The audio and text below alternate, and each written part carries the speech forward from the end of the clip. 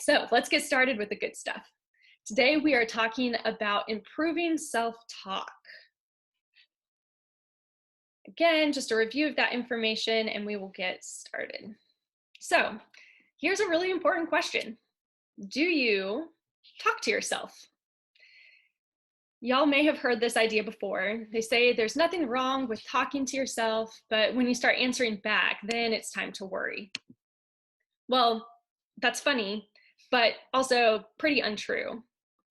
So, of course, we talk to ourselves. Throughout the day, we are almost constantly having an internal dialogue that's going on. We all talk to ourselves, we all answer back. Sometimes we argue with ourselves, and sometimes we lose those arguments, as impossible as that might seem. So, you're not crazy if you hear that voice inside your head. What we're talking about today is not hallucinations or delusions. We're talking about something that's completely normal and something that can be very productive and helpful. Oftentimes, I feel like self talk gets this really bad rep, that it's this thing that keeps you from being your best self. But today, I really want to challenge that and take a broader perspective to see the ways that we can improve our self talk and make it something that really helps us to be our best functioning self and to achieve the goals that we have, whether that's academically, professionally, personally, or athletically. So for just a second, I would like you to, if you have paper in front of you, or maybe your phone, or maybe just do this as sort of a thought exercise.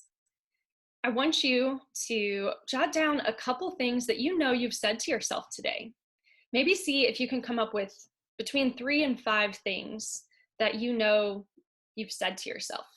I'll give you just a second to do that.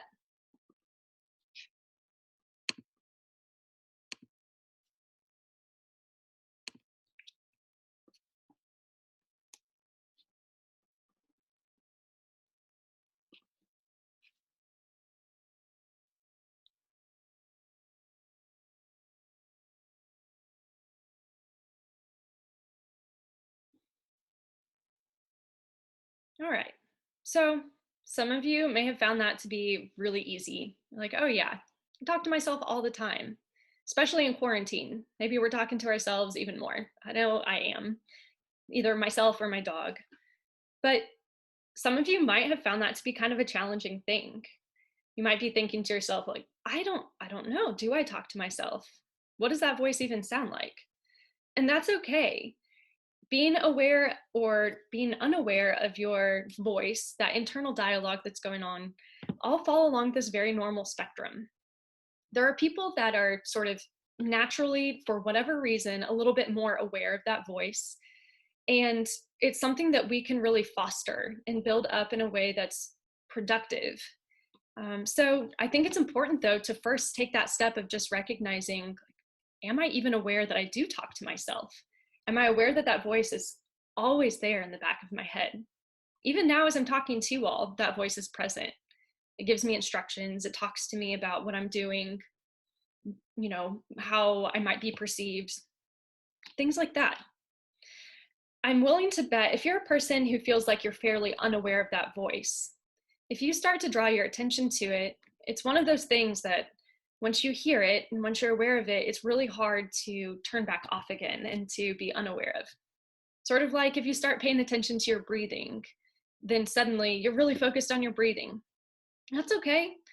This voice, again, is very normal, and we want to help train that voice to be helpful to us. So let's move forward. There are a lot of different types of self-talk. So from the list that you made for yourself a second ago of the different things you might have said to yourself today, you might be able to place those along this little continuum that I made here. Now, oftentimes people use the language of positive self-talk or negative self-talk. And I put the positive and negative signs on there because I think it's helpful as a guideline, but I really want to try to step away from the idea of calling it positive or negative. Instead, I want to push into the idea that the self-talk that we engage in and the self-talk that we buy into can be productive for us, or it can be more unproductive. It can actually take away from our potential performance or our self-confidence. And there's also very neutral types of self-talk that I think can help us to just become aware of that consistent voice that's there in our head. So I put a couple examples of different types of self-talk that we might experience in each of these categories. Some you might be more familiar with than others, and that's okay. But oftentimes that really unproductive self-talk can take on this tone of self-criticism or judgment.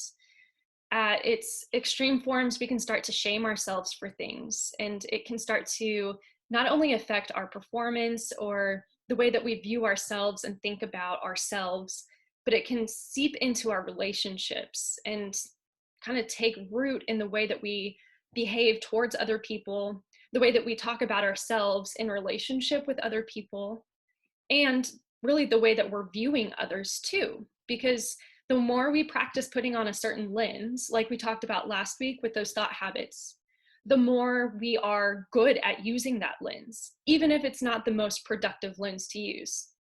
So for instance, if I fall into the pattern of feeling like I need to label myself for everything that I do, I am such an idiot. Wow, I'm such a loser. I can't believe I would do that.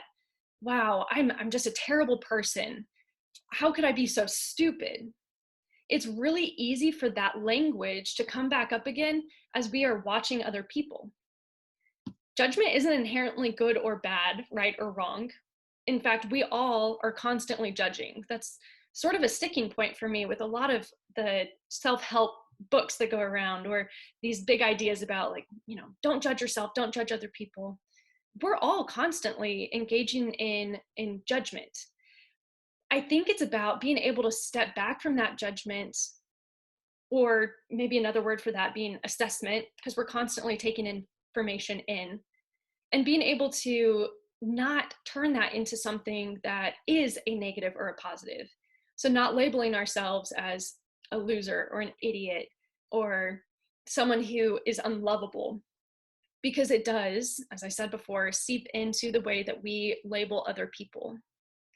You can think about this maybe in terms of if you are a person who has noticed when you spend time around maybe a new group of people and they have a phrase that they use a lot, or maybe they just swear a lot, and you go from kind of being where you are on that spectrum of how much you, let's say, use curse words, and you're around these people who swear a lot more, and suddenly you find yourself kind of using that language much more often.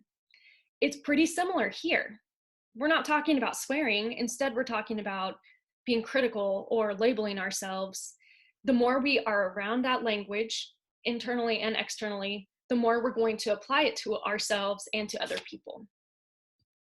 So continuing on, moving down that little spectrum that I've created, there's also a lot of neutral self-talk that happens. It's really easy for neutral self-talk to get pulled either towards the productive side or towards the unproductive side. And you can see how this happens as I give some examples. So oftentimes, one type of self-talk that we encounter is just simply instructions that go through our head. We think through how we're going to do something, or as we're going through the process, we're sort of coaching ourselves on how it should go. Now, in a healthy way, those instructions can help us to feel like we're competent, like we know what we're doing, we're on top of things. On the unproductive side, those instructions could become shoulds, should haves, ought to, why didn't I, where we start to label ourselves in this perfectionistic manner that we'll talk about in a few minutes. It's also really neutral to experience narration, where we just have this sort of running dialogue of what's happening, what we're experiencing, and to just have those observations, the things that we're taking in. Mindfulness is a really good way to become a little bit more aware of these neutral observations, to just be curious and examine the world around you, examine your feelings, examine things as you would, as if you're a scientific observer of the world. So just taking in information without attaching much meaning to it, saying it's productive or unproductive. Continuing up our little spectrum to the productive side, this is on the healthier side of self-talk, the type of self-talk that we want to encourage and really foster in our lives. So this is self-talk that helps us to feel confidence. It builds us up. It reminds us of our strengths, not just our weaknesses. It lets us know that we are lovable and loved, that we can appreciate ourselves. And just like I mentioned on the unproductive side, the more you spend time in this productive space, the more you're going to allow that to seep into your relationships. And so the more you're building yourself up and being compassionate to yourself and really showing true, genuine appreciation for what you're able to do, the abilities and the gifts that you have, the better you're going to be at recognizing those in other people. Now, if you're taking a critical lens to examining your own abilities, you might feel the need to compare yourself to others, in which case you are putting others down in order to get a leg up. We've all been there. This isn't the same as the self-confidence that comes from being assured of who you are, of talking to yourself kindly. That's really what we want to go for. So, as you can see, we are working towards replacing some of those less productive thought habits, again, with more productive thought habits. So all of this should seem kind of familiar from last week. I think it's also important to just notice that the type of self-talk that we're engaging in can have sort of a different feel over time. So I'll use an example to explain this because I think it's a little bit easier, but time frame really does matter. So sometimes the way that we are talking to ourselves in the moment has very immediate effects on what we're doing. Some of you who've worked with me in the athletic field know that I swam in college and swam my entire life growing up. Oftentimes when I was racing, if something went wrong, if something felt off to me, I had a bad start or a bad turn, it was really easy for my self-talk to become unproductive and for me to become really judgmental and critical to the point where it had very immediate effects on my performance. It can also have extended effects. So in that same setting, maybe I had a bad race. I added some time. My self-talk is really pulling me down.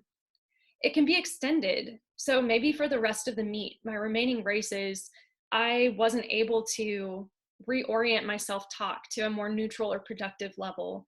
And instead, I was stuck back there in that earlier self-talk and just kind of trapped. Some of you might be able to relate to that. Like taking a final and knowing, gosh, I didn't study well for my first final. And then the second one comes around and maybe you studied better for it, but you felt so bad about the first one that you are still talking down to yourself as you go into the second final. There's another level of time frame to the self-talk, and that is this integrated piece. The idea that the more we talk this way to ourselves, the more those thoughts become integrated into our identity. And so if I made a mistake in the middle of maybe a 200 breaststroke race, and I started to feel bad in the moment, I had a bad race, I got out, I had a bad rest of the meet, all of a sudden I'm starting to teach myself through my self-talk that I'm not as good as other people. I'm not maybe worthy of being on this team. I'm not enough. And it can really start to become a part of your identity that's truly integrated in. So the great thing is, just like we learn self-talk in sort of an unproductive way, a way that brings us down, we can relearn it in a more productive manner. Sometimes it can help to kind of recognize what that voice is, where it's coming from. So the first place is through thought habits, like we talked about last week. Hopefully you're starting to see some of those connections if you were able to tune in, but things like catastrophizing or personalizing, or the example I mentioned before of labeling, hearing should statements in your head, all of those things can pull us in a pretty unproductive self-talk direction. But thought habits can also pull us in a more productive direction if they are more positive thought habits. So things like perspective taking, being patient, engaging in more self-compassionate talk, being curious about our emotions and our feelings. The same way with the internalized voices. This one you may have touched on if you have been into therapy before, or it may be kind of familiar to some of you, but it's something you may not, be thinking of off the top of your head. Internalized voices from other people can be both really productive and really hurtful and unproductive. So, for instance, perhaps you have internalized the voice of your seventh grade math teacher who told you that you will never be good at math. You're terrible. Why did you even come to this AP class? You're not good enough for this. And so then, as a college sophomore, and you're sitting down to your calculus test, and suddenly that voice comes back up, but it's not in your teacher's voice, it's in your own. We practice these voices that we learn from a young age. Maybe it's a parent who's harsh or critical. Maybe it's, again, a teacher or a coach.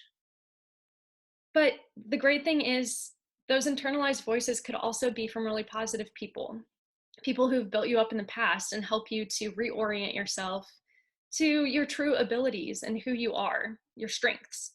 So maybe you hear the voice of a mentor reminding you of all the things that you did well. Or maybe you hear the voice of a coach who saw you working hard and putting in the extra time after practice, reminding you that you're doing what it takes to be the athlete that you want to be. Or maybe, just maybe, you hear the voice of your therapist reminding you, hey, be kind to yourself. This isn't a helpful way to talk to yourself. And then finally, I do want to touch on the mental health piece. So I think it is way too broad brush to say that our self-talk can directly take care of some sort of mental health concern that we're facing, right? Improving your self-talk alone is not the cure for anxiety or depression, OCD, any number of things. But I think that it does play a really important role in how we're functioning. So sometimes experiencing a mental health illness or disorder can contribute to the way that our self-talk is sounding. And in turn, the way that we're talking to ourselves might contribute to the development of these certain disorders. So for example, someone who's experiencing a depressive episode might have the tendency to feel more pessimistic, and that self-talk sounds more and more negative, down, unproductive. Or someone with generalized anxiety disorder might start to hear more worrisome or fearful thoughts. That self-talk starts to focus on things that could go wrong. Or maybe someone with eating concerns or body image concerns starts to hear this really negative, hurtful voice that is telling them untrue things about their body or about what it means to fuel your body. And it's not the voice itself that is causing these disorders. And again, it's not the thing that will cure them, but it is a place to start. I think it's important that we be kind to ourselves and talk to ourselves well, because not everybody else is going to. You need at least yourself on your side. So we want to start by just increasing awareness. As I asked before, I was curious how many of you were aware of your own self-talk. We can start by just listening, tuning in when we feel really anxious, stressed, upset, down, sad. Put anything in that blank. I think it can be really useful to hit the pause button when you notice that you are having an emotional reaction to something. Sometimes you notice the emotional reaction because it's up here. You feel it. Maybe it's in your heart, or you feel it emotionally. Other times the reaction might be a little bit more physical. So feeling jittery, on edge, starting to sweat, feeling like your heart is racing, or you're breathing more shallow. Any of those things are good indicators that something is emotionally aroused, and hitting the pause button is the first step here. Taking a second to tune in and identifying what's going on. Once you know, hey, oh, that feels like anxiety to me, then you can start listening to the voice that might be contributing to your experience of that anxiety. Paying attention to what that voice is saying to you, what the tone of that voice is. So is it a productive tone or an unproductive tone? And then also noticing how it is directly affecting you. Like, gosh, every time I say this really mean thing to myself, I start to feel sad. That seems so obvious, but we don't pay attention to that very much. I know I don't. So taking the pause to check in with yourself, listen to that voice, and become a little bit more emotionally aware and physically aware gives you the opportunity to just increase your overall awareness of the presence of that self-talk.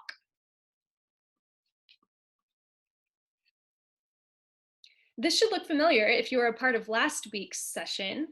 We want to practice challenging unproductive self-talk the same way that we challenge our thought habits that are unproductive. So the first step is always to identify what's going on. That begins with the awareness step, but we'll talk about it more here in just a second. Part 2 is disputing or challenging that self-talk that is unproductive once we've identified it. And then finally, we want to replace the unproductive thought habits or self-talk with something that's more productive, something that is going to move us closer to whatever our goal is. So starting with the identification piece. Here are a couple questions that I think are really useful. You might come up with more on your own, but the first thing to ask is, okay, is what I'm saying to myself right now productive? Is it actually moving me closer to my goal? Is it true? Do I have evidence for the truth of what I'm thinking or feeling? Do I have evidence against it? Is this maybe a go-to for me to slip into that really critical voice? Or does this feel a little bit like one of those thought habits that I might fall into, labeling the situation or applying shoulds or musts? And then again, with the internalized voice, I think sometimes it can help us to think about, who do I sound like right now? Do I sound like my second grade soccer coach that was really mean to me? We don't want to be recapitulating those negative relationships in our minds. They're not helpful to us. I think it is important to note that just because something is true does not necessarily make it productive in the moment. And also, just because something is productive does not make it true, right? So we need to kind of think about each of these questions in turn, becoming curious, taking that step back to be that observer. So moving at least into the neutral stance on that little spectrum I had before, noticing what emotions are coming up for you, and then going through each of these questions in sort of a checklist and figuring out how you need to move forward. One really important note here as you are identifying patterns is that it is not helpful to start being mean to yourself about the fact that you are having unproductive self-talk, right? Don't be mean to yourself for being mean to yourself. It's not going to improve anything. So that might sound like, oh my gosh, I'm doing it again. Why do I keep labeling myself as a loser? Right? It's really easy to slip into those patterns. And especially, it's just that spiral that happens.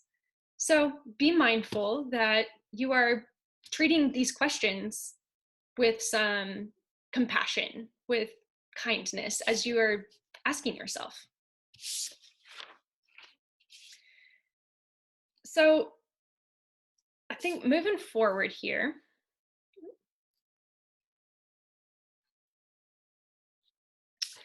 I want to talk a little bit about some common characters in self-talk. This is not an exhaustive list. You might be able to identify some other characters that come up for you, but I want to talk about a few of them that show up pretty regularly. So the first one is the worrier. The worrier asks the question, what if, a lot. So if you'll remember last week, we talked a little bit about how thoughts that get us stuck back in the past, when we're ruminating, we go through the same thing over and over. What was, what happened? Those things look like depression.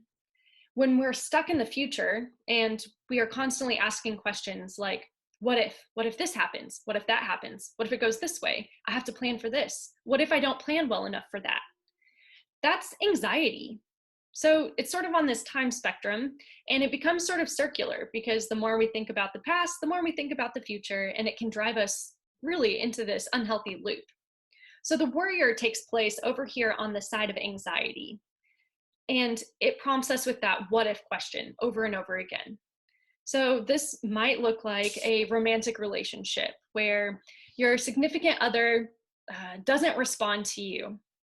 And immediately your internal dialogue turns to, oh my gosh, what if they're thinking about someone else? What if they're texting someone else? What if they don't want to be with me anymore? What if they're angry with me? What if I upset them? We can go on, and we can turn this into a catastrophic scenario in our minds. We do that a lot. So beware the warrior. The next one up is the critic. The critic is really good at taking stabs at your self-esteem because it tells you that you're just not good enough. You don't add up. When you compare yourself to other people, it's the critic who comes in and says, nope, you're not good enough. The work that you produce is not good enough. You're not as good as that person. You never will be as good as that person. Being in that spot is not a comfortable one. Psychologically, we don't like being in a position where we are dissonant, where we feel like there's a discrepancy between what we want and where we are. And the critic is all about pointing out that discrepancy for you. So pay attention. If you notice yourself jumping into comparisons, it might be the critic. The next one is the victim, and this one oftentimes surprises people. The victim tends to take on this voice that makes you feel like you are helpless in the world. You have no control over what happens to you. In practice, this sounds like someone who maybe feels like everything happens to them. Why is this happening to me? I keep trying with people. Everyone's mean to me. Every roommate that I've had has been terrible. It's the person who feels like maybe they can't do anything right, but it's not their fault. It's always on somebody else.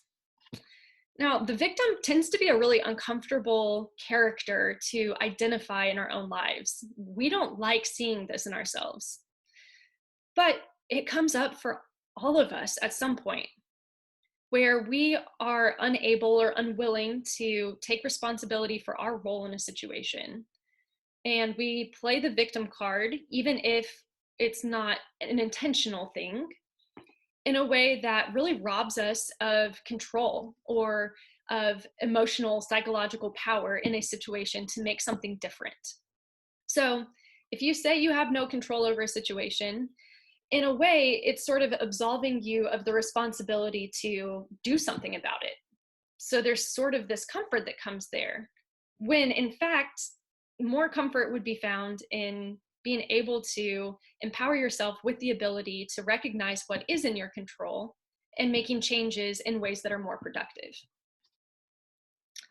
The next one up is the perfectionist, and this is a really common one. Perfectionists oftentimes go really far.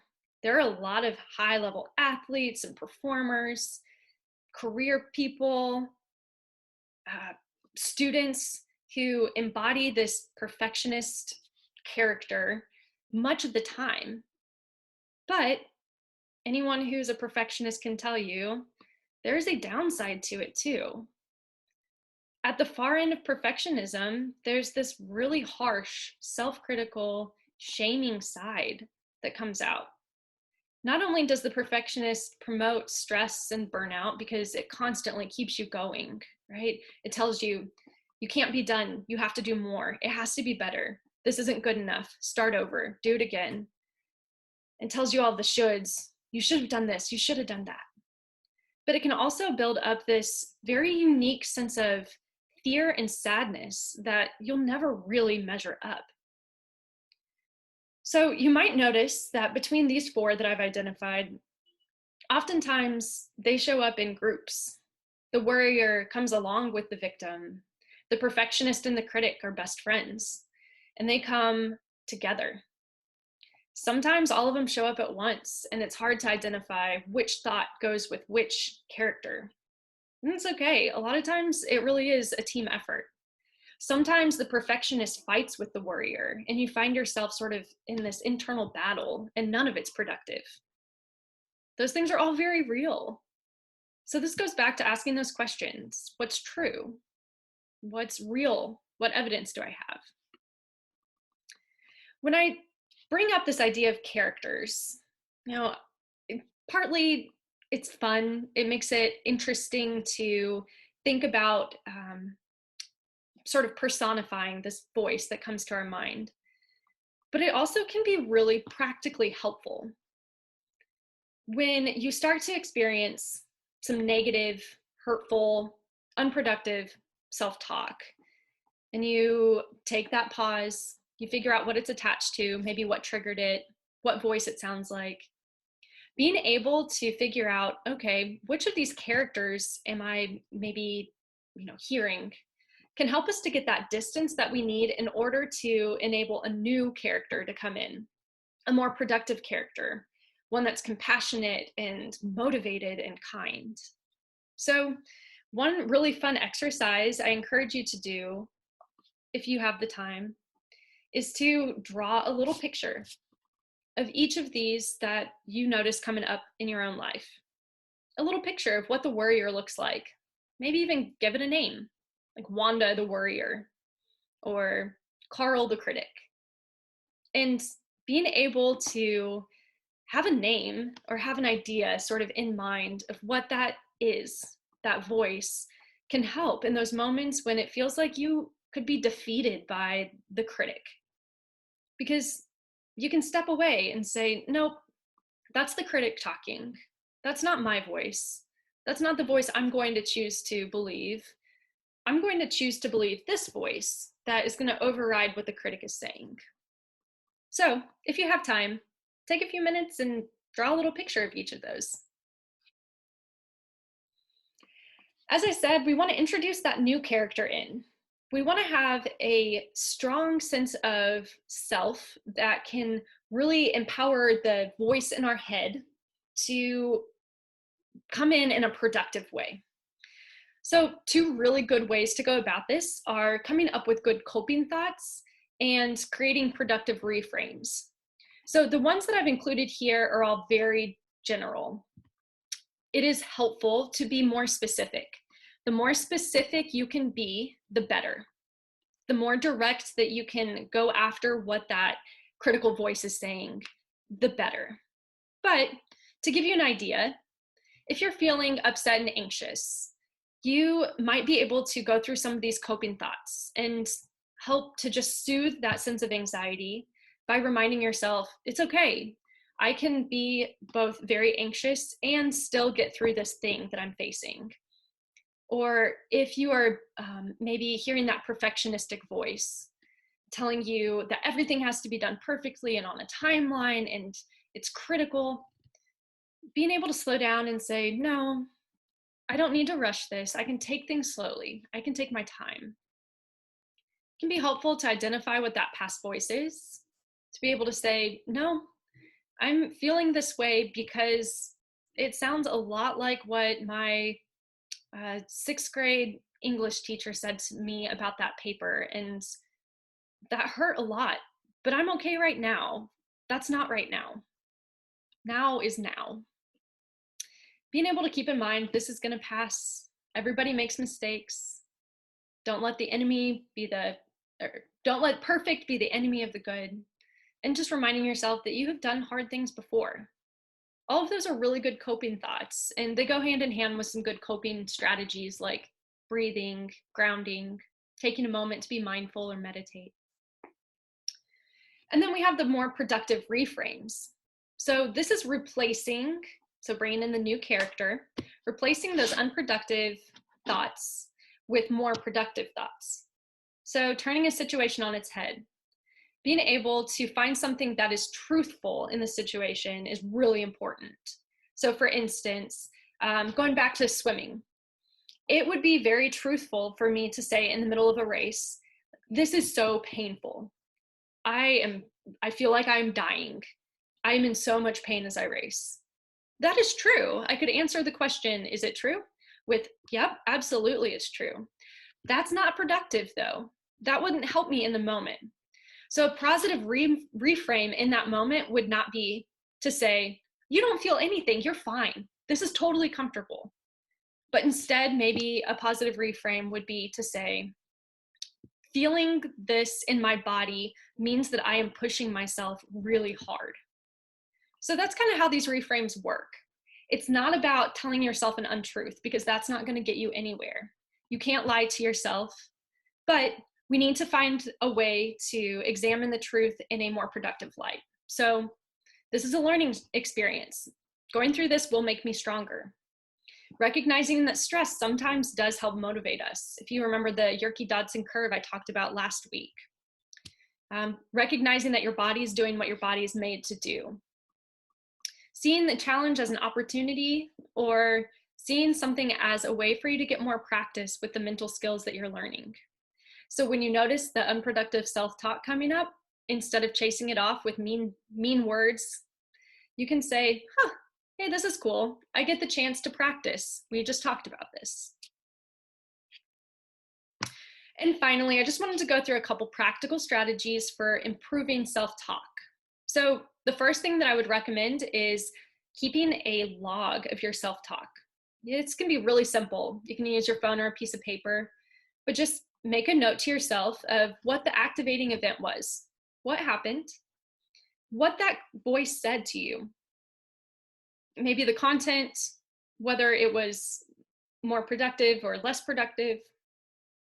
Maybe if you decide you are going to draw out your little characters, labeling which character you feel like said it. Like, oh, that was the perfectionist coming out. And then really importantly, practicing either writing down a coping strategy or a positive reframe that can help you in that moment. Similarly, I think journaling through things can really help. You know, making sense of those internalized voices, going through and just hearing, sort of putting on paper what's going on in your head. If you're a person who doesn't hear that self-talk regularly, do some journaling, spend some time just writing things out, sort of a stream of consciousness, and you'll see the type of self-talk that starts to come up. You'll be able to tune into it more. Prepare ahead. So I know I said it's important to have really specific ways to combat those voices, and it's true, but being able to hold on to a couple phrases that help you to feel like you can kind of kick that better, more positive oriented self-talk into gear can be useful. So maybe saying things like, I am strong, I'm enough, I'm loved, I've done hard things before, I can do hard things again. All of those are really good options. And then finally, and sort of related, sometimes it's helpful to just carry a reminder of some sort, whatever that looks like for you. Maybe it's a sticky note that you put on your agenda, or I had a sticky note inside of my locker that reminded me of just a little phrase. Maybe you come up with a word or phrase or verse that reminds you that the self-talk that you are going to listen to is not the self-talk that's eating away at your confidence, but instead that you're going to pay attention to the very true self-talk that reminds you who you are, that you are strong, that you are cared for, that you are enough.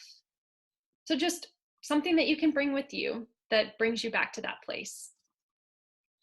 Well, I hope all of this has been helpful today. We are going to go ahead and wrap things up. I do just want to tell you all how much I appreciate you tuning in, and I really hope that you are able to find some good strategies for paying more attention to your self-talk, figuring out ways to disrupt it when it is unproductive, and replacing it with more productive ways of thinking and engaging with yourself.